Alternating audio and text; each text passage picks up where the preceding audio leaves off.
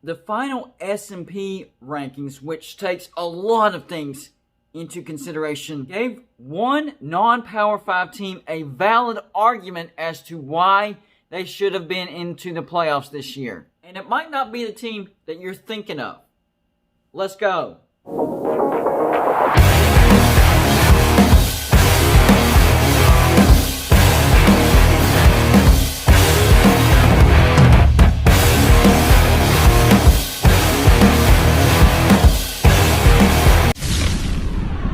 What's going on, everybody? It's me again, Golden Blue Dude. If you haven't already, go ahead and hit the like and subscribe button. I do videos every single day, sometimes college football, sometimes college basketball. And the best way to support this channel is just hit the subscribe button. The final AP Top 25 is out, and the final S&P rankings are out. They're not the same. As we know, the AP is voted by people. It has that human flaw element to it. The S&P rankings is more of an algorithmic type of thing. It takes a lot of things into consideration. Overall value, offensive value, defensive value, neutral field scoring advantage value, and play-by-play drive value. A lot of things go into it. First, let's look at the final AP Top 25.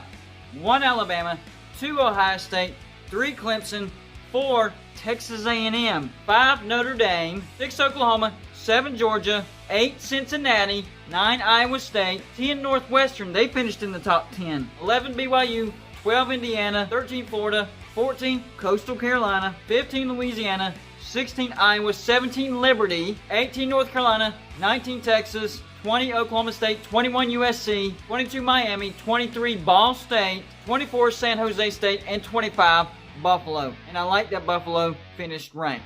Now let's see what story the S&P rankings tell at the end of the season. First things first, the lowest of the low. The lowest rated Power 5 teams in the S&P rankings was, and this was out of 127 teams. The lowest was number 122, Vanderbilt, 0-9. But not too far ahead of them, number 119, Kansas, also 0-9. So yeah, that's pretty accurate. Before I get into the top 25, I actually wanted to expand it just a little bit. Let's look at the top 50. Number 50, Nebraska. Finished the season 3-5. I thought they were going to be lower than that. We have San Diego State, Toledo Air Force, Pitt at number 46. There you go. Right above them, number 45, Marshall. Having a good day. 44, Western Michigan. 43, Liberty. Wow, I was not expecting that. 42 UAB, 41 UCLA, 40 Louisville, 39 Ole Miss, 38 Tulsa, 37 San Jose State. So a team that's ranked in the top 25, all the way down to 37. 36 West Virginia. I actually agree with that. That's fine. Still above Pitt, still above Marshall. Still a good day. 35 Boise State, 34 Virginia Tech, 33 Auburn, 32 Ball State, another ranked team not in the top 25 of the S&P rankings. 31 Utah, 30 TCU, 29 UCF, 28 Penn State. I thought that was high, but 4-5, I thought their record was worse than that. 27 Washington, and 26 Oregon. Now let's get into the top 25 and do our comparison. So in the AP top 25, Oregon finished number 25, in the S&P 26. That's pretty close actually. Northwestern is 24 in the S&P. In the AP, they're in the top 10. So, yeah, Northwestern fans are going to hold on to that AP top 25. That's a top 10 finish. You should be proud of that. But the S&P rankings doesn't think so. 23 Appalachian State. 22 Miami. That's exactly the same. 21 Indiana. In the AP top 25, they finished 12th. 20 USC. AP top 25, 21. Pretty close. So some of them are close. 19 Oklahoma State. Again, the same. 20 in the AP Top 25. 18 Buffalo. That's a little different. Buffalo finished 25th in the nation. So the S&P actually has them higher. I agree with that. Buffalo was a good team. Number 17, Wisconsin. The S&P is saying Wisconsin was a good team. Number 16, North Carolina.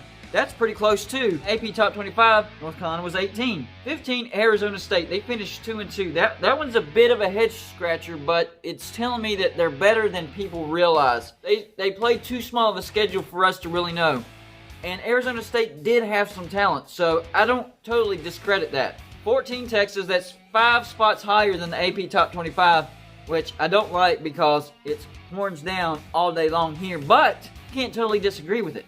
13, Texas A&M. There's your argument ender for Texas A&M belonging in the playoffs this year. Their stats do not back up them getting into the playoffs. 12, Notre Dame. I agree with that too. Yes, they beat Clemson, but Clemson was at half strength.